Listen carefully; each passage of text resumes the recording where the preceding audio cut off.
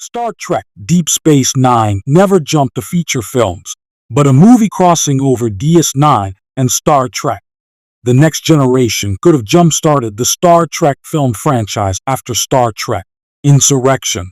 Star Trek Deep Space Nine aired for 7 seasons in syndication from 1993 to 1999.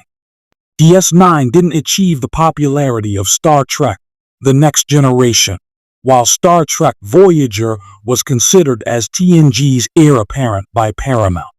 After TNG, no other Star Trek TV series leaped to movie theaters. A DS9 and TNG crossover was a missed opportunity. 1996 Star Trek First Contact was the apex of the Star Trek The Next Generation movies. Captain Jean-Luc Picard's Patrick Stewart big-screen battle with the Borg grossed over $92 million and was a smash with audiences. 1998's follow-up, Star Trek Insurrection, was a downturn, earning only $70 million and disappointing fans. It would be 4 more years until the final TNG movie, the disastrous Star Trek Nemesis. Meanwhile, Star Trek Deep Space Nine ended in 1999.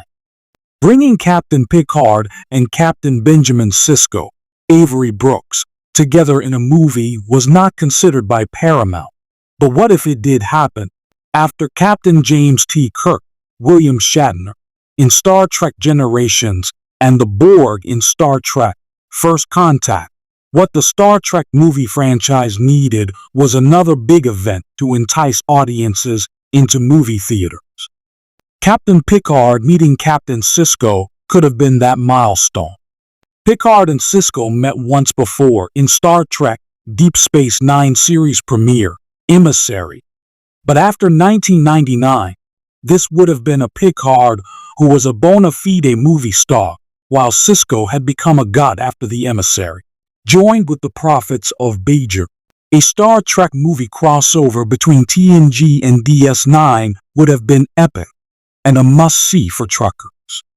Several story threads could have tied DS9 and TNG together, starting with LT. Commander Worf, Michael Dorn, who bridged both shows. With DS9's Dominion War concluded, Bajor would have been a natural battleground, as it's Sisko's spiritual home, while Picard has ties to it from Star Trek The Next Generation. Chief Miles O'Brien, Cole Meany, could have also been a conduit between the two Star Trek casts. A successful Star Trek TNG and DS9 movie crossover would have sparked fan interest after Star Trek Insurrection stumbled. From there, Star Trek The Next Generation could have passed the torch to DS9, continuing the Star Trek movies, or both TNG and DS9 could have become viable film franchises concurrently, perhaps opening the door to Star Trek Voyager and Star Trek Enterprise down the line. Instead, DS9, Voyager, the TNG movies, and Enterprise all ended by 2005. Star Trek Deep Space Nine and Star Trek The Next Generation crossing over in a movie is wishful thinking, and there are reasons why it never happened. By the end of the 1990s, Star Trek was suffering from franchise fatigue after decades of continuous and repetitive TV series and movies. DS9 was never as popular as TNG, and Paramount did not see it as capable of inheriting the Star Trek movies the way TNG did from Star Trek, the original series.